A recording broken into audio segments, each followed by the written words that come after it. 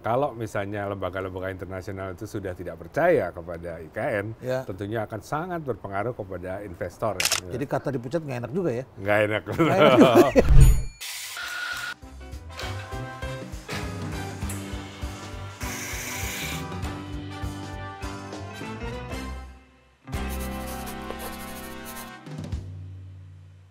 Tamu saya juga kali ini spesial, yaitu orang yang dicari-cari 2-3 bulan yang lalu, yaitu Pak Bambang Susantono. Selamat datang di Cafe Breezy, Pak Bambang. Terima kasih, dengan senang hati nih memenuhi undangan Prof. Renaud. Ya, sudah lama pada waktu terjadi kehebohan. Saya sempat mengundang, tapi Pak Bambang bilang nanti dulu. Ya. Oke, ya. Baik, Pak Bambang Susantono ini adalah Kepala Badan Otorita IKN yang pertama. Betul. Ya, kemudian heboh. Wah, macam-macam tuh berita. Seakan-akan berkelahi dengan Pak Jokowi atau Pak Jokowi macam-macam buzzer menggoreng, tapi Pak Bambang memilih langkah bijak dan tak lama kemudian sudah aktif lagi. Ya, begitu ya. Apa sekarang masih di seputar IKN kan? Masih, jadi kami mendapat tugas untuk sebagai utusan khusus. Utusan khusus IKN, Presiden. khususnya untuk kerjasama luar negeri ya. Kerjasama luar negeri. Betul. Kerjasama luar negeri ini artinya berinduk ke Kementerian Luar Negeri atau berinduk kemana ini? Ini sebetulnya kita di bawah Setkap ya, koordinasinya. Setkap, ya. Ada beberapa utusan khusus juga yang di sana, dan saya sendiri bekerja untuk memastikan sebetulnya continuity dan juga sentimen pasar sebetulnya penting Sentimen ya. pasar, ya. Karena kerjasama internasional ini akan menjadi payung. Kalau misalnya lembaga-lembaga internasional itu sudah tidak percaya kepada IKN, tentunya akan sangat berpengaruh kepada investor ya. Gitu. Ya. Jadi ini terkait dengan investor ya, jadi kerjasama luar negeri untuk mendatangkan investor ke IKN. Salah satunya. Salah satunya. Tapi itu tidak hanya itu, karena tentu hal ini juga tergantung kepada bagaimana kita melihat program-program yang ada itu. Tetap berada dalam koridor, misalnya koridor ESG, Environmental, Social, and Governance, koridor-koridor SDGs misalnya, Sustainable Development Goal, dan yang lainnya. Sehingga sekali lagi, para pelaku-pelaku dari luar negeri ini kan ingin melihat sejauh mana credibility dan juga kesungguhan kita untuk membangun ibu kota baru dalam waktu 20 tahun, 30 tahun ke depan. Karena sehingga 2045 begitu. Iya. Jadi cukup ramai kan kemarin kan, ya. Ada yang mengatakan dipecat, ada yang bilang macam-macam begitu ya beritanya, ramai. Ternyata Pak Bambang masih di seputar IKN juga begitu ya, jadi bukan dipecat barangkali, tapi ini adalah meneruskan, tapi lebih kepada sekarang dalam kerjasama luar negeri tadi. Ya. Betul. Kira-kira begitu. Jadi kata dipecat nggak enak juga ya? Nggak enak. Netizen kita seperti itu ya rupanya ya? Biasa. Yang paling penting adalah buat saya pribadi, Prof, ini kita melihat bahwa kita sudah menanamkan cukup banyak uang kita. Investasi masyarakat di sana. Betul. Uang saya, uang Prof. Renaud, uang para pemirsa juga. Dari PUPR saja dan tambahan dari beberapa departemen KL itu kira-kira 84 triliun. 84 triliun. Kemudian kita tambahkan misalnya mereka yang sudah groundbreaking itu sekitar 56 triliun. Jadi in total 140 triliun. 140 triliun sudah ditanamkan di kota itu. Jadi kita tidak ingin dong mangkrak. Betul. Ya kan? Kita inginkan melihat satu pusat pertumbuhan baru di Indonesia untuk meratakan pertumbuhan Jawa, non-Jawa, dan seterusnya. Ya, apa sih refleksi Pak Bambang setelah melihat ke belakang begitu ya? Pada waktu berhenti sebentar kan sempat refleksi dong. Anda kan sebagai ahli urban planning, perencanaan kota begitu ya. Tentu Anda punya refleksi karena ini kan bukan membangun BSD, bukan membangun Pondok Indah, tetapi ini adalah membangun kota. Dan banyak yang mengatakan kota nggak bisa dipaksakan, kota bersifat organik, begitu ya, historis, evolutif, tidak bisa jadi begitu saja. Dan memang sudah direncanakan cukup panjang kan, 25 tahun ya. Apa refleksinya Pak Bambang di situ? Iya, saya mulai dengan statement Prof. Renaud tadi bahwa ini bukan membangun kota biasa, ini bukan membangun real estate ya, tapi ini yang kita bangun adalah ibu kota. Ada gium untuk membangun kota itu sebetulnya adalah membangun warganya. Membangun warganya. Jadi 3 faktor utama buat urban planner itu membangun kota. Yang pertama adalah people, 2 people, 3 people. Oh, ini warganya presiden di sana, presiden masa tidak depan. hanya presiden, masyarakatnya juga. Masyarakat gitu juga, oke. Sehingga kalau memang kita harus membangun, harus ada balance antara fisik dan non fisik. Kan juga ada gium, infrastructure is necessary but not sufficient. Nggak cukup, infrastruktur penting tetapi bukan segalanya. Bukan segalanya, ekosistemnya harus dibentuk, kerekatan sosialnya harus dibentuk, Kerekatan warganya sosial harus dimanjakan. Gitu. Warganya harus dimanjakan. Dimanjakan sehingga kebutuhannya bisa dipenuhi. Nah, IKN ini memang unik. Kenapa? Karena dia punya seperti dua track gitu ya. Track pertama dia harus jadi lompatan teknologi, lompatan dari satu transformasi. Untuk bangsa ini, untuk menjadi kota yang smart, kota yang green, gitu ya. Itu impian kita begitu. Impian kita bahwa kita tidak terjebak melihat kota-kota di Indonesia yang lain yang sudah ruwet. Kita pengen satu kota yang bagus. Ya, kalau gitu dibangun swasta bagus, tapi kalau dibangun pemerintah, kenapa jadi ruwet biasanya? Artinya governance-nya harus bagus ya, governance-nya, gitu. tata kelola. Ya. Nah, itu satu sisi. Sisi yang lain kita juga ada miskonsepsi bahwa kita membangun dari nol. Padahal kita tahu di sana sudah ada 40-an ribu penduduk yang memang bersentuhan dan kawasan inti pusat pemerintahan. Itu tidak digusur, 40 ribu? Kita kepengen tidak digusur. Tidak digusur, ingin tetap di sana? Ingin tetap di sana dan saya sendiri ingin bahwa mereka itu nanti tetap menjadi bagian dari IKN. Mereka ini bangga sekali loh Prof. Masyarakat Kecamatan Sepaku itu bilang ke saya, 10 tahun lalu nggak ada yang mau peduli Pak sama kita. Kita ke Balikpapan aja bisa hampir 1 hari katanya gitu. Ke Balikpapan saja? Padahal saja, sekarang gitu. 2 jam ya? Sekarang 2 jam. Gitu. Dan dengan jalan tol baru bisa setengah jam? Dan kalau orang tanya dari mana? Dari Sepaku. Oh IKN ya? Nah, itu mereka sangat bangga dan pengen sekali anak cucu mereka itu menjadi bagian dari ibu kota baru ini. Jadi ada di situ potensi gap antara mereka yang datang dan mereka yang existing di sana. Nah ini yang harus memang dari awal kita tackle gitu ya, sehingga harapan saya, saudara-saudara saya di Sepaku itu nggak jadi penonton, Prof. Ya. Mereka harus kita reskill dan upskill. Kenapa banyak orang berpikir mereka akan menjadi korban gusuran? Karena mungkin pendekatannya. Gitu ya. Jadi pendekatan kita di dalam membangun infrastruktur, di membangun beberapa fasilitas publik itu terkesan masih business as usual. Ya. Padahal kalau kita partisipatif, hasil saya berdialog menjadi bagian dari mereka itu, soal mereka bilang kami ingin dan support keberadaan dari IKN Nusantara, tapi tolong kami juga dihargai hak-haknya. Gitu. Itu penting, Bro. Jadi bukan sesuatu yang artinya mereka semua akan mendapatkan gusuran karena mereka adalah korban, ya, tetapi mereka adalah pelaku kegiatan kehidupan yang diharapkan akan tetap menjadi warga di sana. Betul, itu yang harus saya garis bawahi. Dan pada waktu sebelum kami berhenti sebagai kepala otorita itu sebenarnya sudah ada beberapa planning yang memang sebelumnya nggak ada.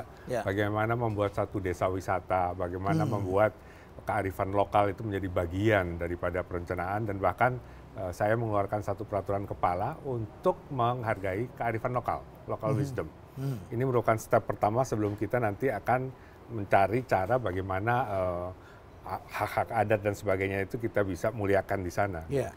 Apa yang mulia ini tentu tidak bisa secepatnya berjalan karena ini juga sekaligus selain kota baru, ini adalah walaupun dikatakan ini bukan kota yang baru sama sekali ya, tetapi ini adalah sebuah ibu kota yang ditangani bersama-sama oleh KL yang lain. Betul. Kementerian dan lembaga lain. Betul. Saya sempat mendengar itu bahwa tanahnya masih harus ditangani dulu oleh Kementerian KLH, Kehutanan dan Lingkungan Hidup, karena sebagian itu sudah jadi HGU, akan diserahkan. Bisa langsung diserahkan ke otorita atau harus melalui Kementerian Keuangan dulu?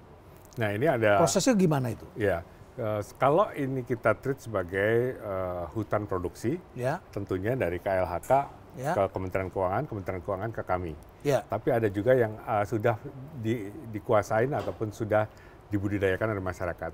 Ini area penggunaan lain istilahnya. Ini bisa memang kita langsung berada dalam proses ganti untung dan sebagainya. Jadi ada dua itu. Nah, memang sebagian besar adalah dari kehutanan. Nah, yang kemarin sempat bermasalah tentu dari 56.000 hektar itu ada 2.000 yang memang ternyata di dalam hutan itu ada pengguna lainnya. Ada pengguna lain? Betul. Apa itu pengguna lain? Misalnya ada yang punya sertifikat di dalam hutan. Nah itu tentu kita harus selesaikan dan bijaksana ini. Karena kan sebetulnya di dalam hutan kok ada sertifikat gitu, kan ini harusnya nggak ada gitu ya. Ataupun mungkin ada beberapa warga yang memang sudah menjadi bagian dari budidaya mereka. Nah ini kemudian didekati dengan pendekatan dampak sosial kemasyarakatan istilahnya. Nah itu yang sedang berproses kemarin sehingga tentu ini kecepatannya tidak seperti yang kita harapkan. Gitu. Jadi yang akan dipindahkan itu adalah mereka yang berada di kawasan kantor pemerintahan itu, di situ. Saya kalau pergi ke sana kan, kita pernah ke sana dan saya lihat, oh ini perkampungan banyak sekali penduduknya. Betul. Ya pada waktu kita akan menyeberang melalui Teluk Balikpapan waktu itu ya, kita wah ini banyak sekali perkampungan seperti itu adalah kawasan yang akan tetap di-preserve begitu. Itu yang 40.000 tadi, 40.000. Prof. Jadi memang ada bagian-bagian mana yang akan kita preserve, mana yang akan kita tata ulang. Misalnya di sana ada satu pasar, pasar Sepaku. Nah itu kita inginkan itu berubah wajah menjadi satu tempat kayak Pasmod lah, pasar modern pasar gitu modern. Ya, pasar modern dengan tempat-tempat yang enak gitu. Nah itu tentu membutuhkan proses, membutuhkan waktu. Atau tempat-tempat lain yang memang harus kita tata sehingga tidak menjadi daerah yang kumuh. Pengalaman berbagai negara itu kebanyakan pemindahan ibu kota yang seperti ini mereka lupa untuk melakukan penataan sejak awal. Sehingga yang terjadi sekarang adalah misalnya untuk Brazil. Saya baru kembali dari sana kira-kira 20 ibu kota barunya Brasilia. Nah, itu kemarin hasil kami kunjungan dan juga diskusi dengan akademisi di sana. The biggest favela atau daerah kumuh. Oh, daerah kumuh. Itu sekarang bukan lagi di Sao Paulo atau di Rio. Tapi sudah di Brasilia, kota-kota satelit. Jadi ke ibu kota pindahnya. Betul. Kenapa? Karena mereka fail ataupun gagal untuk dari awal menyediakan fasilitas untuk mereka yang berpenghasilan menengah ke bawah, terutama berpenghasilan rendah. Kan untuk mereka yang bekerja di sektor-sektor misalnya informal dan sebagainya, mereka tetap butuh hunian dan mereka tidak akan bisa afford untuk mereka yang di dalam. Dan masyarakat yang mempunyai skill yang biasa itu akan sangat dibutuhkan oleh masyarakat kota. Betul. Mereka jadi pekerja kebersihan laundry, perumah tangga, buruh, driver dan sebagainya. Tetap dibutuhkan. Kita jadi ingat dengan Batam ya, Ruli ya, muncul rumah-rumah liar, rumah kardus gitu ya. Di ini kotanya para pekerja pabrik-pabrik banyak. Tapi begitu kita masuk kota di bukit-bukit itu rumah kardus semua. Karena mereka tidak dipikirkan perumahannya. Nah itu yang saya harapkan nanti dalam periode untuk reprogramming ke depannya itu segera diatasi. Kalau enggak kita telat ya seperti Brasilia begitu ya. Dan tidak akan terhindarkan memang dalam 3 sampai 5 tahun ke depan kita akan punya satu kota dengan 2 wajah, Prof. Dalam bahasa teori urban planning itu dual morphological cities. 2 wajah artinya wajah modern. Wajah modern di dalam pusat inti pemerintahan dan wajah yang masih dalam penataan, yang di luar tadi. Yang Prof lihat tadi kan. Yang sekarang ini memang luar biasa dapat limpahan ekonomi. Misalnya di sana ada laundrynya, ada rumah makan, ada kos-kosan gitu. Ini tentu akan ada economic activities di sana dan itu sudah terlihat. Tapi ini tidak terhindarkan ada 2 sistem formal dan informal.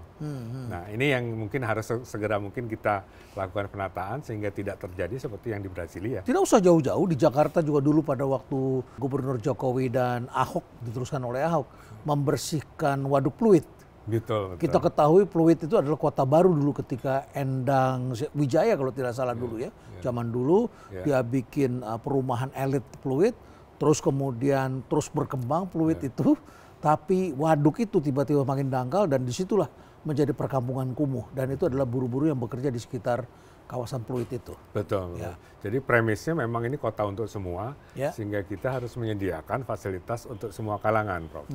Itu yang mungkin kita harus agak sedikit memperhatikan mereka yang berpenghasilan menengah ke bawah ini, karena mereka juga warga kota, mereka punya keluarga, mereka juga harus sama-sama kita berikan fasilitas, misalnya kalau air minum di dalam bisa diminum, tentu yang di luar juga kalau harus bisa dapat air bersih. Minum. Kalau di dalam ada public transport yang bagus, mereka juga harus merupakan bagian dari rute public transport yang bagus. Jadi jangan sampai jadi pelengkap penderita ya.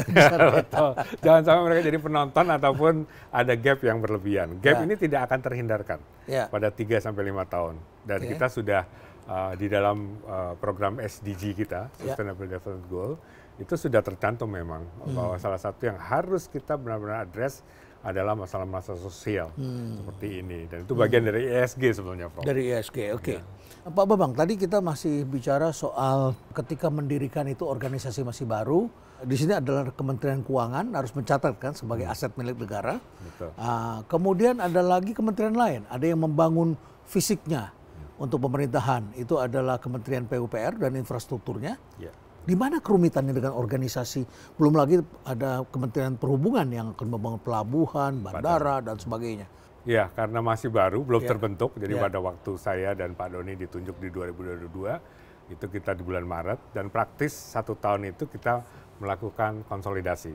Dan itu kami belum punya DIPA itu pada waktu, belum punya budget, sehingga ada namanya tim transisi. Tim transisi ini berusaha untuk mengkonsolidasi berbagai macam tadi planning. Saya masih teringat, Prof, ketika pertama kali rapat, itu peta dari berbagai kementerian lembaga itu macam-macam.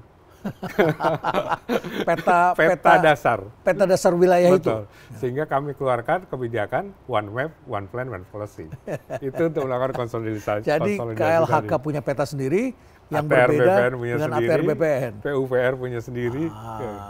Gitu. Jadi ini semua kan harus dijadikan satu. Jangan-jangan di seluruh Indonesia masing-masing juga punyanya begitu-begitu. Mudah-mudahan jangan. Tapi kami pada waktu itu belum ada organisasinya, 2022 itu, sehingga tadi yang kita lakukan adalah konsolidasi, komunikasi, koordinasi, dan kolaborasi.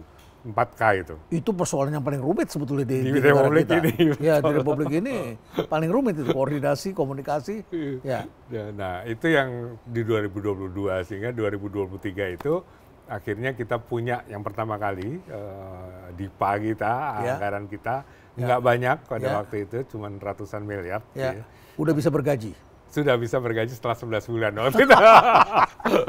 Jadi publik berspekulasi bahwa kepala badan otorita ini dan wakilnya mengundurkan diri karena tidak digaji-gaji.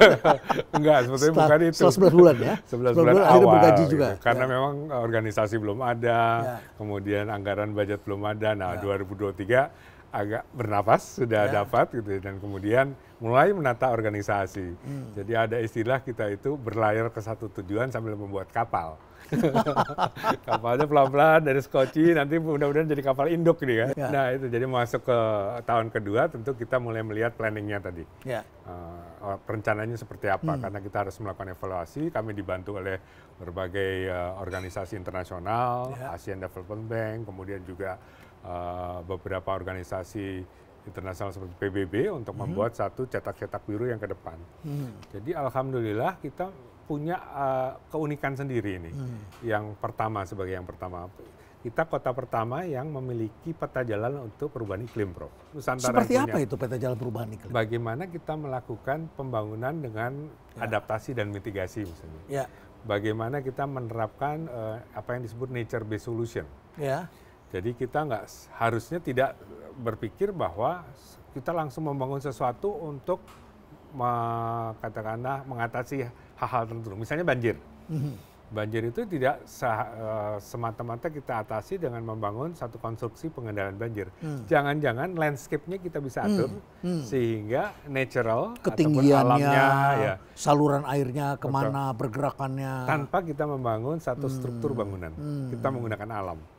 Wah, itu contoh-contoh. Jadi adaptasi, mitigasi, misalnya kita tidak membolehkan kendaraan dengan fossil fuel untuk masuk. Kita hanya green vehicle yang boleh. Itu mulai kapan direncanakan planningnya? Planningnya 2023 itu. 2023 itu. Artinya akan dilaksanakan kapan? Yang fossil fuel tidak bisa masuk kendaraan dengan berbasis. Seharusnya mulai tahun 2024.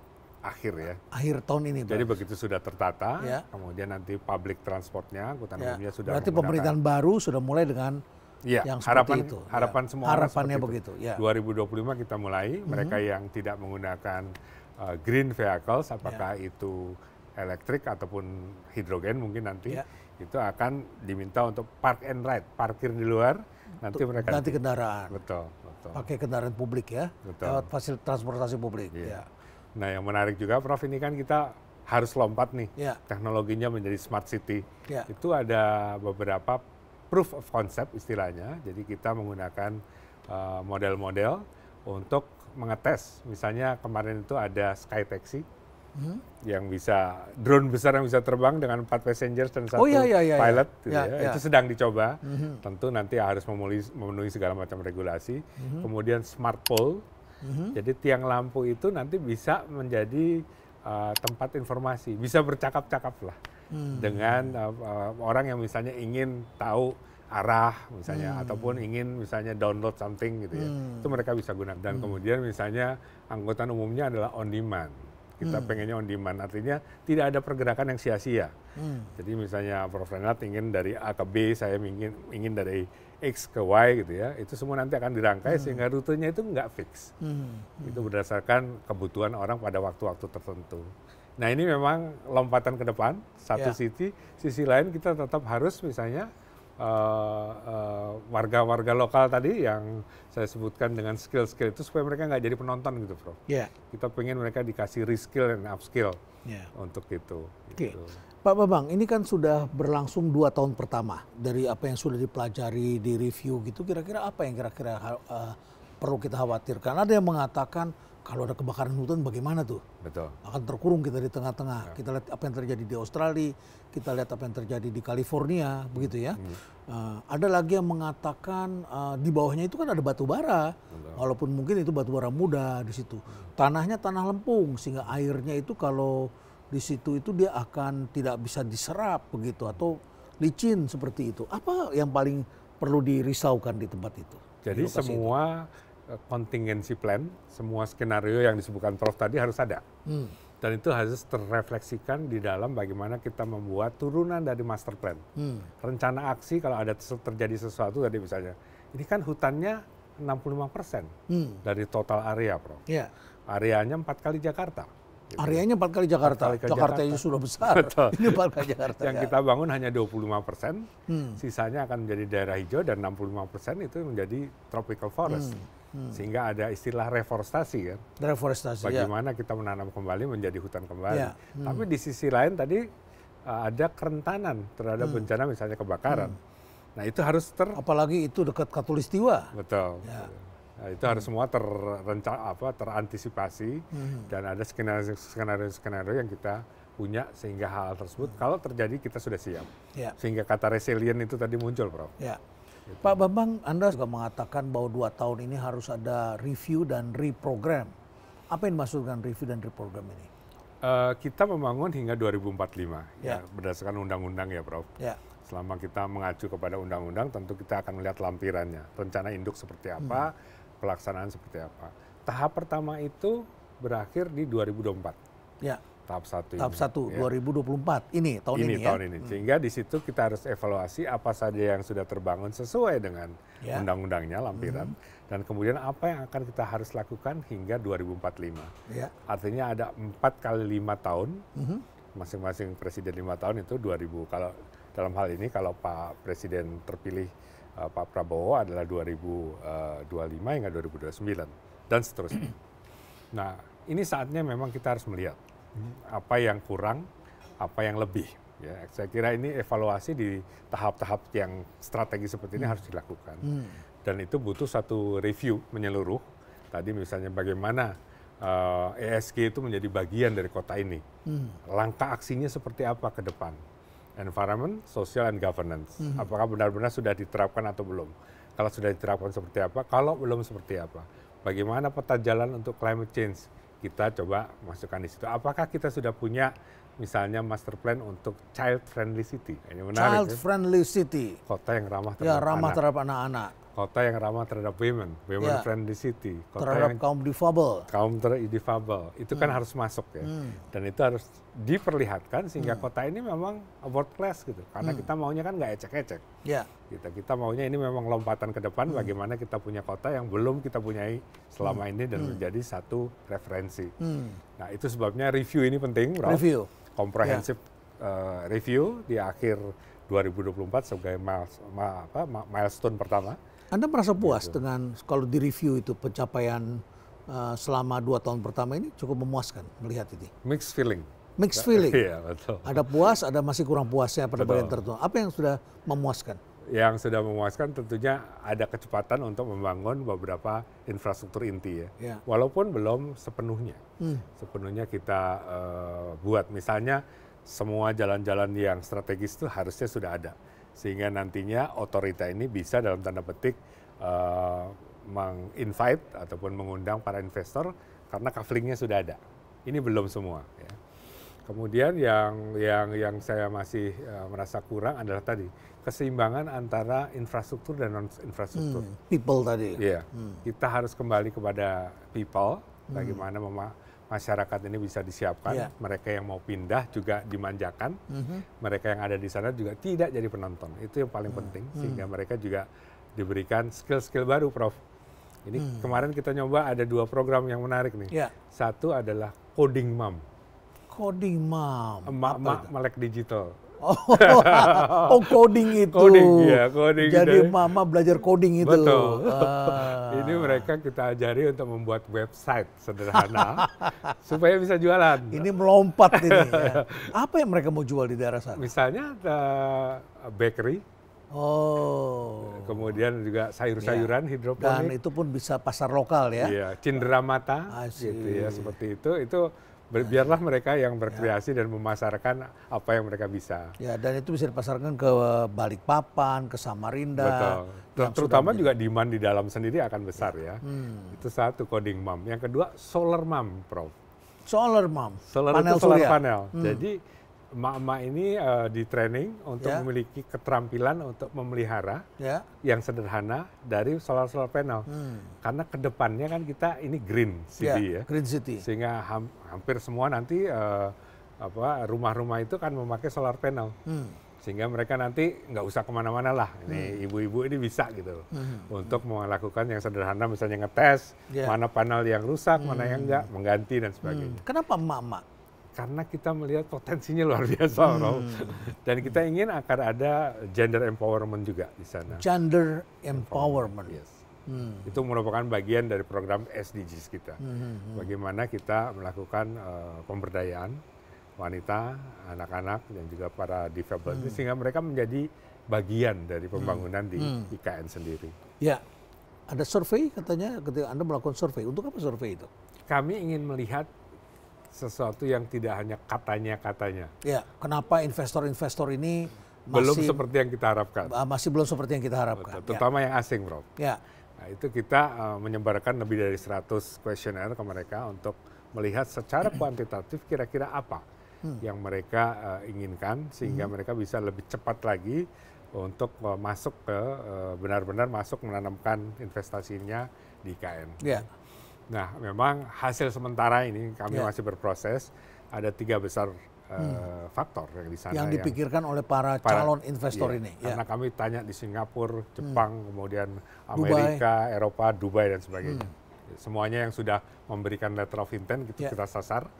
Plus juga mereka yang belum memberikan letter of intent tapi sudah menghubungi kita. Itu juga sudah kita sasar. Mereka nggak mau ketinggalan, mereka juga ingin investasi. Betul. Tapi masih ada kelihatannya masih menunggu wait and see dan sebagainya.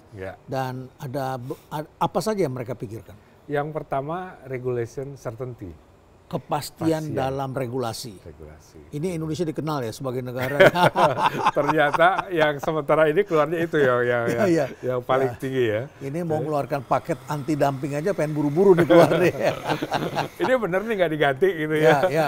Gitu. Certainty and clarity itu saya kira penting buat mereka. Makanya mereka yang paling tinggi adalah regulation certainty tadi. Yang kedua adalah market demand, Prof. Market demand. Ini siapa ya kira-kira ya yang akan jadi pasar saya ya? Kalau dia mau bikin financial hub, ini ada nggak yang membutuhkan financial di sana begitu ya? Atau bikin satu industri tertentu, ada nggak demand-nya di sana?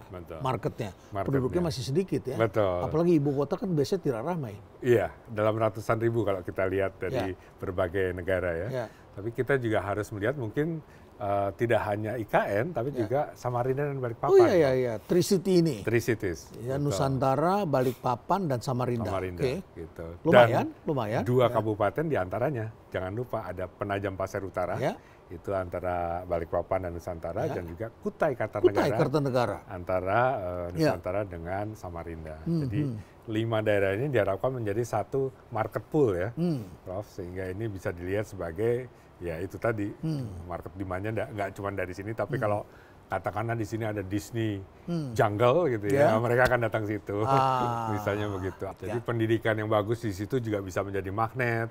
Kemudian pelayanan kesehatan yang bagus supaya mereka nggak ke Malaysia atau ke Singapura, itu bisa juga jadi magnet. Nah itu yang kedua tadi, Pak. Jadi yang kedua adalah market demand. Yang ketiga ini yang saya agak surprise adalah talent pool. Talent pool. Jadi ini talenta SDM.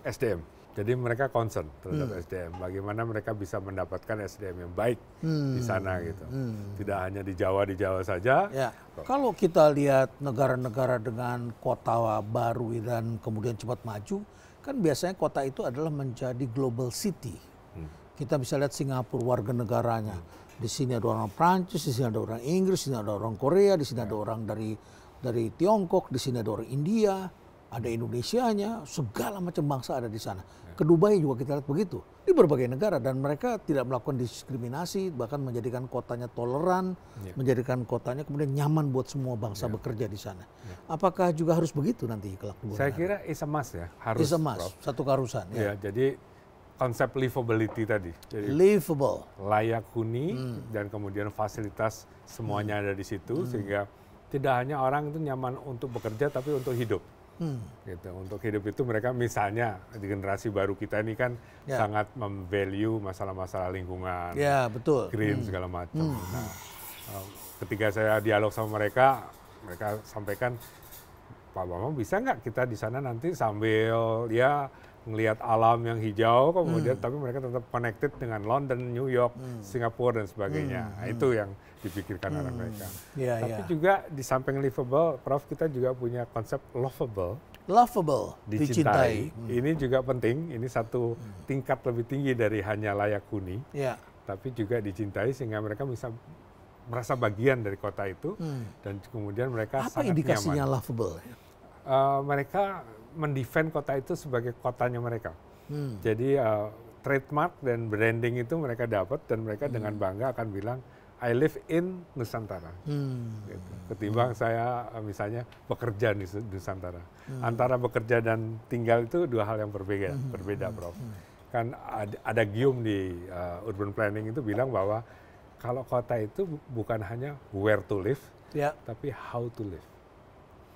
Jadi nggak cuma kita lokasinya di situ, tapi bagaimana kita merasakan bahwa kota itu bagian dari hidup kita sehari-hari.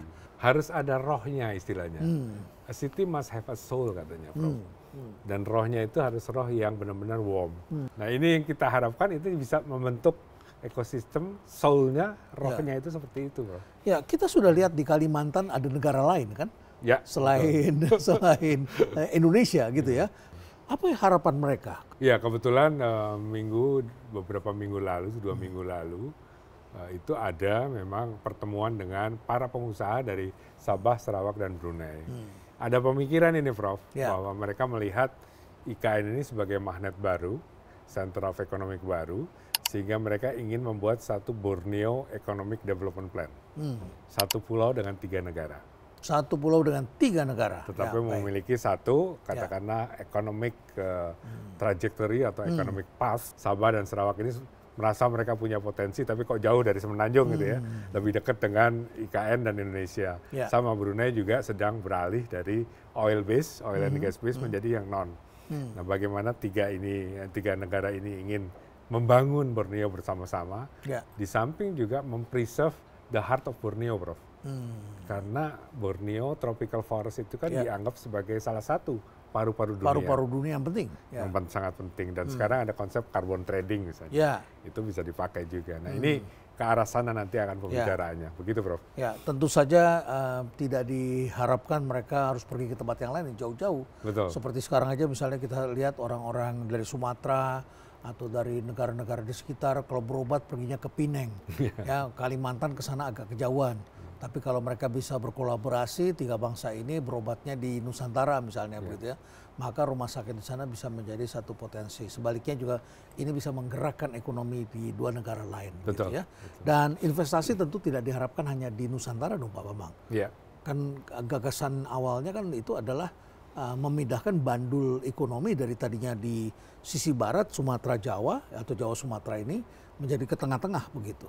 Iya. Jadi harapan kita memang di samping Nusantaranya sendiri kan ada 3 cities, tapi 5 jurisdiction tadi ya. Ada Kabupaten PPU, Penajam Pasar Utara, dan Kabupaten Kutai Kartanegara. Tapi itu di dalam skala meso, Prof. Ya. Nah, di dalam skala makronya adalah pulau, berdasarkan pulau. Island based economy yang akan menjadi bagian dari National Economic Planning ada Sulawesi di situ, ya, Indonesia Timur lah. Betul. Gitu ya. Ya. Jadi connectivity dan interaksi antara IKN dan pulau-pulau di pulau-pulau di sekitarnya itu menjadi bagian dari bagaimana Indonesia nanti ke depannya bisa melakukan redistribusi dari economic development itu ke depannya. Harapannya kita bisa. Baik, Pak Bambang, jadi kita ada kopi di sini. Saya lupa. Waduh, ada ini kopi penting. Nah, ini kita sebelum tutup harus ngopi dulu di sini ya. Pak Bambang mau kopi apa di sini? Katanya yang ada inspirasinya kopi itu. inspirasi. Supaya kita terinspirasi. Ya, kalau saya jam segini saya perlunya kopi hitam. Ya, baik, silakan. Ya, terima kasih. Ya, Pak Bambang, perbincangan kita ini berbeda dengan perbincangan di masyarakat yang bicaranya adalah IKN tidak dibutuhkan, ya. Bukan prioritas, bahkan banyak yang mengharapkan mangkrak dan sebagainya. Kemudian ada lagi yang mengatakan presiden berikutnya belum tentu mau meneruskan, DPR belum tentu mau meneruskan, dan seterusnya perbincangan. Perbincangan kita ini adalah perbincangan tentang perencanaan. Betul. Dan apa yang sesuatu yang Anda sudah jalankan. Dan kemudian ada berita macam-macam seperti itu. Dan saya juga tidak ingin itu mangkrak, itu tadi seperti yang Anda katakan, itu uang kita juga, begitu ya. Dan ini adalah menurut saya baik dari segi konsep awalnya, begitu. Walaupun kita bisa berdebat, ada yang mengatakan kalau teori ekonomi kan kita mengatakan sekali uangnya lu pakai di sana, yang di sini uangnya nggak ada nih. Lebih baik kan kita bangun sesuatu yang lebih penting. Ada yang mengatakan demikian. Apa yang ingin Anda sampaikan? Ini kereta apinya udah berangkat, gitu. Kereta api sudah berjalan. Sudah berjalan sehingga tadi yang Prof sampaikan sudah ada sekitar 140 triliun yang akan ditanamkan di sana. Sudah ditanamkan di sana? Sudah ditanamkan, betul ya. Nah, kita belum tahu kapan yang investor swasta ini mulai dan menyelesaikan. Karena masing-masing kan punya perencanaan sendiri-sendiri. Ada yang sudah groundbreaking, ada yang nanti groundbreakingnya baru tahun depan misalnya. Contohnya adalah Jakarta International School, yang di sana namanya jadi NIS, bukan JIS. Oh, bukan lagi Jakarta International School, Nusantara International School. Betul. Mereka nunggu nih, kalau Pak Bambang, kalau kita nggak punya murid dari expatriate dan yang akan masuk ke sana misalnya diplomat, tentu kita marketnya kembali kepada market tadi. Jadi mereka mungkin tahun depan mulai gitu ya. Karena ketentuannya adalah diplomat itu memang berkedudukan di ibu kota negara. Betul. Jadi semuanya ke sana. Kayak OJK juga ya berkedudukan di ibu kota negara. OJK, LPS, Bank Indonesia harus ada, dan mereka sudah groundbreaking semua. Sudah groundbreaking, oke. Nah, harapan kita tentu ini sudah kereta api ini sudah berangkat. Kita ingin benar-benar sampai ke tujuan gitu. Dan sebetulnya memindahkan ibu kota ini kan bukan hal yang baru buat kita. Sudah lama kita gagas. Nah, masalahnya pace sekarang dan juga alokasi sumber daya. Nah, kita lihat nanti dalam review entry program apa langkah-langkah yang kita bisa lakukan untuk tadi tetap menjaga semuanya dalam keseimbangan koridor fiskal kita, ekonomi kita, tapi juga tidak membuat ini nanti mangkrak dalam tanda petik. Karena sekali lagi kita sudah tanamkan cukup banyak sumber dana di sana, satu. Yang kedua juga kalau boleh saya mewakili saudara-saudara saya yang di daerah sana. Ya, di Kalimantan Timur, kemudian di Kabupaten PPU dan Kabupaten Kukar. Betapa mereka bangga menjadi bagian dari ibu kota baru Indonesia. Yang mereka pun juga siap untuk mendukung ini. Dan saya kira ini satu langkah mulia juga buat kita untuk meratakan ya. Meratakan satu distribusi wealth dan economic development untuk luar Jawa. Karena sudah 79 tahun kita merdeka, ternyata kita juga masih ketimpangan itu masih sangat besar gitu. Itu harapan kita, Prof. Tentang investor yang tadi Anda sudah sebutkan sudah di review, ada 3 hal yang ditanyakan oleh mereka. Tapi kalau menurut Pak Bambang sendiri sebelum mendapatkan survei itu, apa yang Pak Bambang lihat? Kok kelihatannya agak susah nih cari investor. Apakah itu sebenarnya wajar-wajar saja karena kan belum kelihatan. Kan ini masih begini, suratnya juga belum keluar. Begitu ya, suratnya belum ada. Asetnya aja belum dikasih dari Kementerian Keuangan saat itu ya. Betul. Kepada IKN begitu. Jadi orang mau ini suratnya mana? Kenapa begitu? Karena memang kalau kita lihat pengalaman berbagai negara, itu pemerintah dari negara itu harus menunjukkan dulu komitmen dan istilahnya membangun lebih dulu sehingga nanti bisa meng-create satu confidence. Market confidence itu hanya bisa diciptakan kalau pemerintahnya sendiri sudah memasukkan katakanlah investasi dan kemudian lokal domestik juga masuk investasi. Karena apa? Karena investor asing itu pasti akan melihat risiko. Ada dua jenis investor nih, Prof. Yang pertama investor yang akan menjadi bagian dari pembangunan. Jadi mereka tanam uang, mereka bangun dan dalam jangka waktu yang cukup lama, katakanlah 15-20 tahun bersama kita. Mungkin dengan skema PPP, Public Private Partnership atau KPPU. Kemitraan itu. Kemitraan. Tapi ada juga investor yang cuma mau naruh duit aja. Oh, iya. Dan 5 tahun mereka exit. Iya, mereka mengharapkan return aja. Return saja gitu. Ini ada dua ini, jadi mereka behaviornya masing-masing berbeda. Tapi dua-duanya ingin melihat bahwa yang domestik yang tahu risiko bagaimana how to handle with the risk, masuk dulu dong gitu. Kalau mereka aja nggak masuk, kenapa kita mau masuk gitu. Sehingga ada yang di tengah-tengah, mereka udahlah kita titip dulu nih ke yang lokal. Nanti pada saatnya kita akan bangun sendiri sebagai master developer misalnya begitu. Nah ini yang terjadi kemarin sehingga saya sih nggak heran melihat bahwa yang masuk tuh domestik dulu karena kalau kita lihat dari sesuai dengan perkiraan berbagai macam case di new capital di dunia ini juga demikian, Prof. Gitu. Biasanya memang pemerintah dan domestik dulu yang masuk, kemudian swasta ini begitu lihat bagaimana mereka mengelola risiko, mereka akan masuk. Baik, Pak Bambang, kopinya sudah ada di sini, kita icip dulu ya. Silakan Pak Bambang, kopi inspirasinya dan bagi Anda yang ingin datang ke Cafe Berisi, kami mengundang Anda untuk menikmati kopi bersama kami di sini ya. Setiap minggu ada komunitas-komunitas yang bertemu berkegiatan di rumah perubahan. Ya kami senang bertemu dengan masyarakat yang mendiskusikan berbagai hal di tempat ini. Tapi kalau kita bicarakan tentang IKN, ini adalah tokoh pelakunya di sini dan Anda pernah menjadi Wakil Menteri Perhubungan ya. Baik. Jadi kita sudah mendengarkan salah satu versi yang luput dari percakapan karena kontroversinya lebih menarik. Saya mengatakan ini karena saya juga bolak-balik ke sana. Saya diminta untuk menjadi ketua komite ESG. Terima kasih, Prof. Ya, sama-sama Pak Bambang, percaya Environment, Social, and Governance, tata kelola ya. Dan kemudian juga saya melihat apa yang terjadi di sana. Saya punya banyak teman-teman yang menjaga lingkungan dan tentu saja kita perlu mengawal agar keseimbangan sosial tetap dijalankan. Jangan hanya pembangunan fisik saja yang dibangun, tapi juga masyarakat yang perlu dibangun ya. Dan talent pool ini adalah kualitas sumber daya manusia perlu kita bangun terus ke depan. Terima kasih pengabdiannya Pak Bambang. Menjadi orang yang mengabdi memang harus siap. Kadang-kadang dibicarakan positif. Jangan pernah lelah mengabdi gitu ya. Jangan kata Fajrul.